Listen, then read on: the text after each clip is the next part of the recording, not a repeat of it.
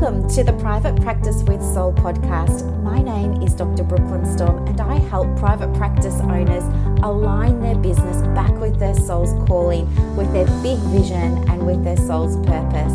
Unlike other private practice coaches, I've traveled the world in search of spiritual resources, spiritual tools, education and information so that you can have the transformation that your soul desires and needs so that you can up-level your business. How much fun is this? I love it so much. Guys, if you're not already a member of the Private Practice Monthly Mentorship Group, please check out the show notes. I would love for you to be there. In the meantime, thank you so much for pushing play today. Let's begin.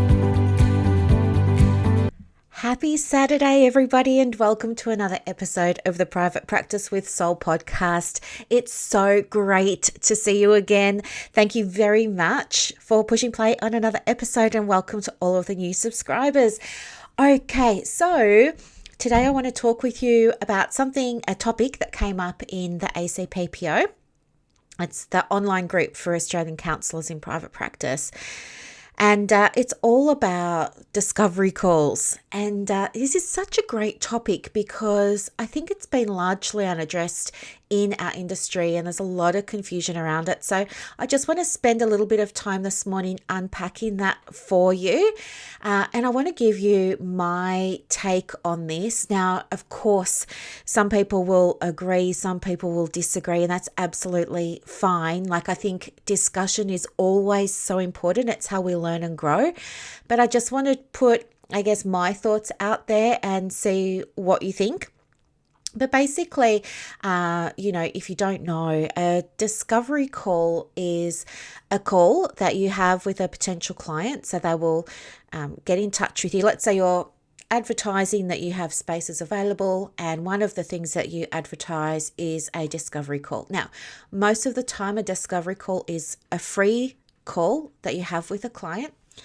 It can often go anywhere from like 10 or 15 minutes right up to 45. The industry standard is about half an hour. And it's time where you get to, unpack things with a client, with the goal being to see if you're a great fit for each other. So some counsellors do them and some counsellors don't. Now, I think there's a lot of confusion about if you should and if you shouldn't and all of that sort of stuff. So it's important to go back to the origins of a discovery call. So discovery calls began in MLM. So MLM is multi-level marketing. So it's a sales tactic and it's designed from the practitioner's side to support someone in making a decision about a big investment. So we normally see with MLM, with multi-level marketing, they're usually encouraging people to buy their products, like doTERRA oils is an MLM. So, you'll speak to someone, you'll have a discovery call to see if it's fine for you to sell doTERRA and if you align with the doTERRA brand and all of this sort of stuff. And then they're going to send you a pack of little oils, and then you're going to start contacting your family and friends and selling them to family and friends. And you're going to have discovery calls with your family and friends and try and get them to sell, underneath you. And then, a percentage of what they sell comes to you. And this is like the whole multi-level marketing. So that's the history of a discovery call.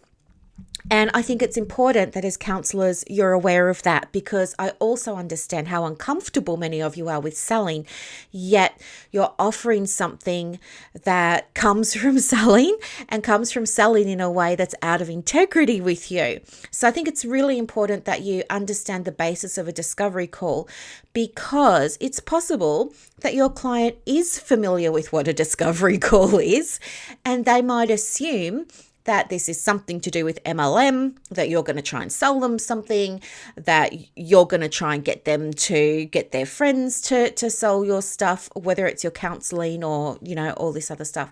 So it could actually be stopping people from booking calls with you. I know personally, when I was looking for my counselor, I didn't go to anybody that was offering a discovery call because I know what a discovery call is all about. And so I did not want to be sold to. So keep in mind, you have to know what a discovery call is before you do it. And then you have to think, is it aligned for me to do one? The other thing that discovery calls are used for is in the coaching industry. So if you haven't had any qualifications or training in the coaching industry, then you probably haven't been trained in what a discovery call is, which would mean you're winging it. You're assuming that you know what you're doing, but you probably don't. And that might be why you're not getting the results that you want as well. But when we do education and qualifications in training, as you know, I've got 5 qualifications in coaching. And one of the things that you do learn about is the value and the importance of having that conversation with the client. But here's the thing, in coaching, it's high ticket, right? So high ticket means it's going to cost a lot of money. Now, for that reason, a discovery call absolutely has a place, because when the payment, some people call it an investment, but when whatever the fee is that you're charging, whatever the outlay is for your client, whatever language you want to use, it's going to be huge to them. That's very different to counseling, right? Counseling is usually less than $200 an hour, right? But if somebody's enrolling in a coaching program or some kind of a high ticket program, they absolutely need to have a conversation with you prior to making that investment, prior to spending that amount of money, for the simple fact that it's a lot of money. So you have to be available to answer any questions that they have so that they can see if it's the right fit for them, if they're going to get return on their investment and all of that sort of stuff. So again, a discovery call doesn't fit in a counseling model. It doesn't fit in a counseling industry. There is no place for it in the counseling industry. So why is it then that counseling seems to have adopted this idea of, doing a discovery call? Well, my view, and I don't know this because I haven't researched it well enough, but my sense is that counseling, unlike some other professions, simply hasn't had the guidelines around what to do and how to do it with the business types of things. So we see membership bodies talking about, well, you've got to have this qualification and you need to have this diploma or this master's and things like that. But nobody's actually saying to counsellors, hey, here's the guideline on how you book somebody in. And I think that's the difference. We do have codes of ethics, all of that sort of stuff, but nobody's actually given the counselling industry a set of guidelines around this is how you book a client. This is how you, have that conversation with a client. So I want to tell you a little bit about my experience working as a psychologist for over 20 years. So psychology is a profession, right? Just like physio, chiro, all of that sort of stuff. I don't believe counselling is yet perceived to be a profession because of the muddiness and the confusion, and everyone's doing things their own way. There's no sort of clear guidelines. But I'm on a mission to help counsellors, by hook or by crook, be raised to the level of being seen as equals with psychologists and social workers and everybody else. But in order to do that, we have to start with ourselves. And that means putting some kind of order, some kind of guideline around how we're going to do these calls. But anyway, in psychology, as I said, which is a profession, you don't do discovery calls. It's not a thing. I don't do a discovery call with my psychologist. I don't do a discovery call with my dentist. I don't do a discovery call for half an hour with my chiro. You just don't do it. I don't do a discovery call with a psychiatrist. People don't do these things when they're engaging the help of professionals. I want you to be feeling and embodying the version of you that is a professional and that is seen by the community as a professional, and it is seen by the health and well-being community as professional. And so I would ask you to stop doing these calls for the simple fact that they're associated with multi-level marketing and selling and coaching. They're not something that health and well-being professionals do, okay? So I think we need to clean that up a little bit. It's also a problem with our industry because of the nature of the clientele that we work with. For example, we're working with clients who are vulnerable, right? They're most of us are counselling around mental health, right? Not all of us are. I know other people doing other types of counselling, but mostly we're working with vulnerable people with mental health conditions, with mental health symptoms, with mental health implications, right? That they're struggling with.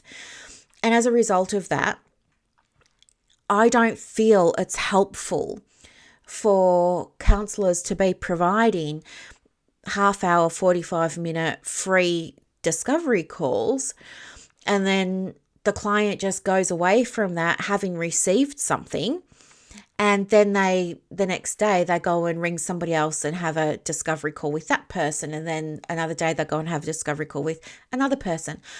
I feel that's problematic for our industry because it doesn't sit in integrity with what we are about, which is helping people.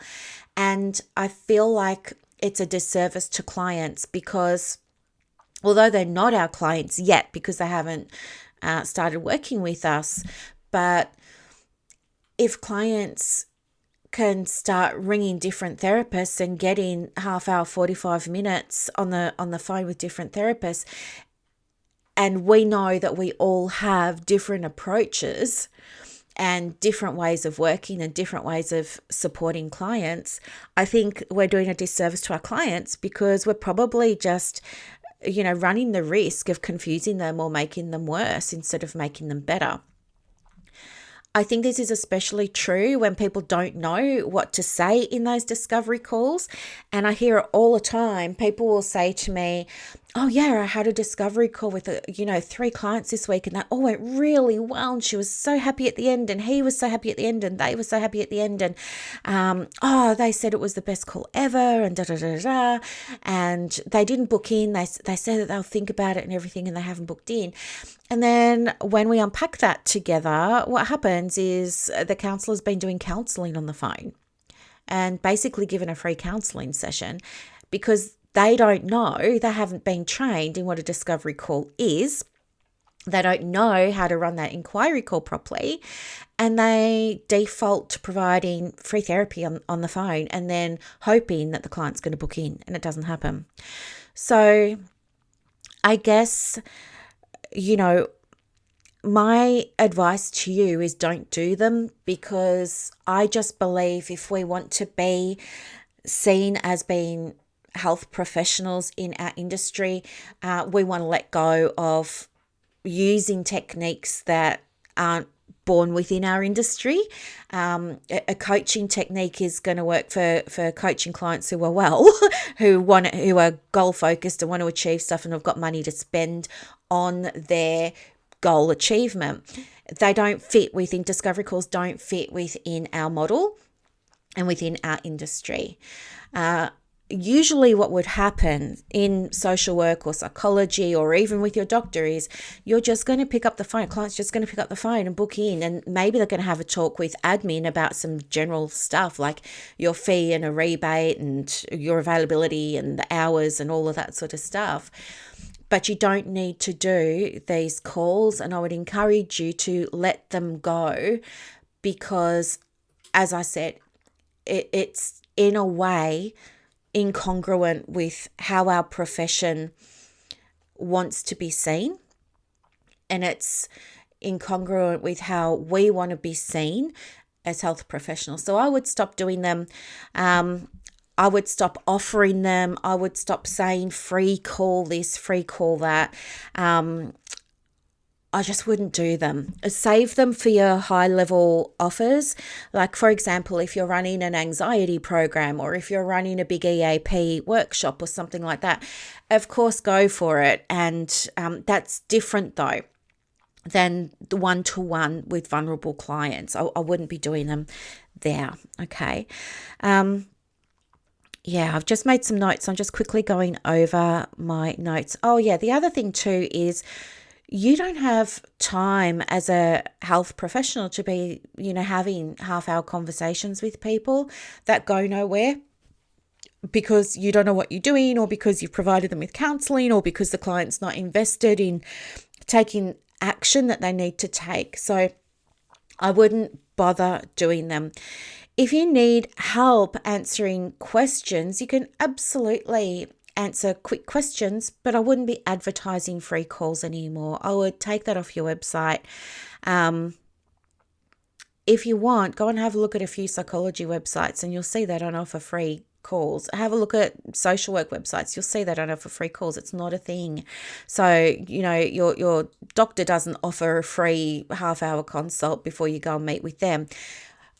I just want you to really start to think about our role as professionals. And before you do a discovery call, I think you have to really look at, where does it come from? What's my goal here? And if your goal is to get somebody booked in, well, that's a sales call.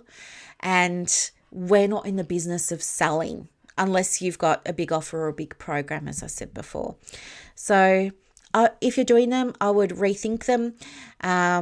If you're doing them and they're working for you and it feels aligned for you, again, I would probably say, if you're with me and want to help us be seen as equals in the professional community, I would encourage you to stop advertising that you do them.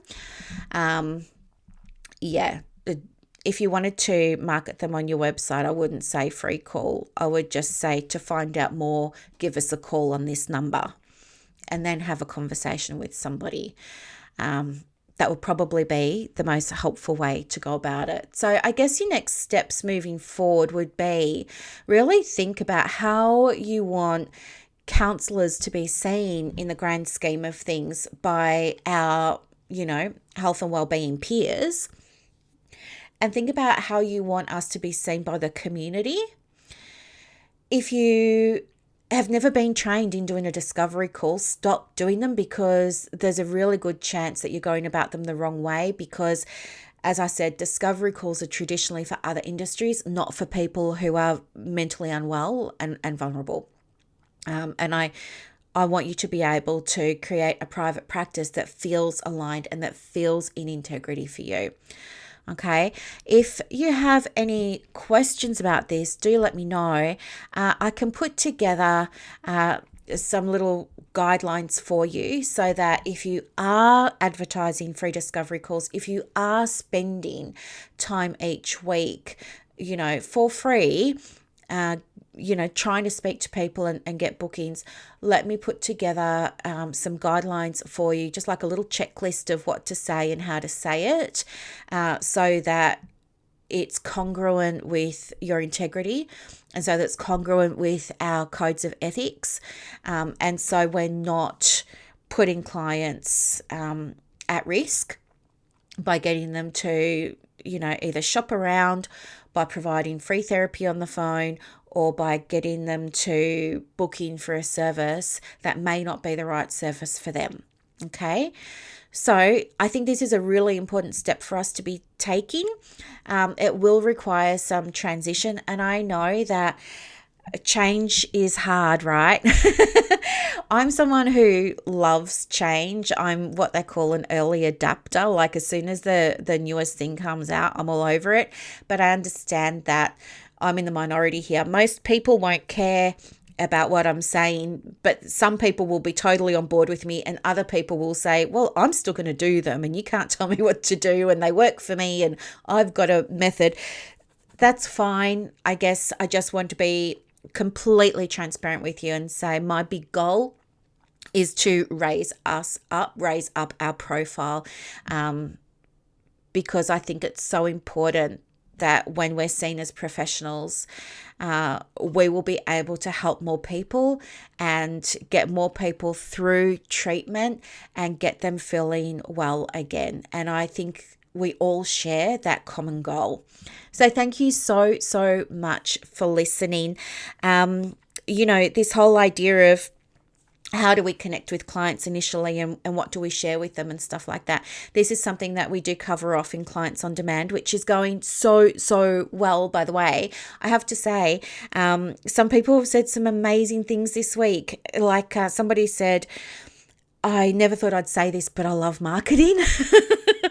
And that was so good. And then somebody else had 2 inquiries for her business, and that was really good. And somebody else had someone book in a session, and look, they're all just doing so well. And I can't wait for you to hear more about their journeys in the program as they go through. They've just hit week 4, so we're at the midway point now of the 8-week program. So I'm super excited to see all their feedback and to see how they're all going. And yeah, I'm so proud of them and I'm so happy for them. It's so nice to see them filling diaries.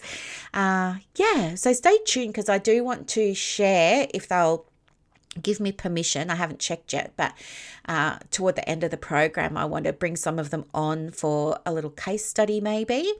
Or if they're a bit shy and they don't want to come on, maybe I can whip up a case study and I can read it out to you so you can see what it was like for them from where they've gone to where they are.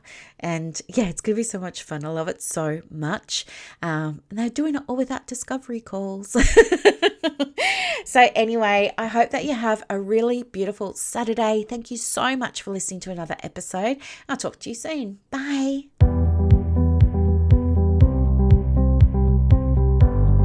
Thank you so much for listening to this episode of the Private Practice with Soul podcast today. If you're looking for clarity, if you need help with branding, your processes, and bringing everything into alignment with your soul's purpose for your private practice, head to the show notes and click the link for more information about the Private Practice Monthly Mentorship Group. You are going to love it. I can't wait to see you in there. Thanks so much for listening. Bye.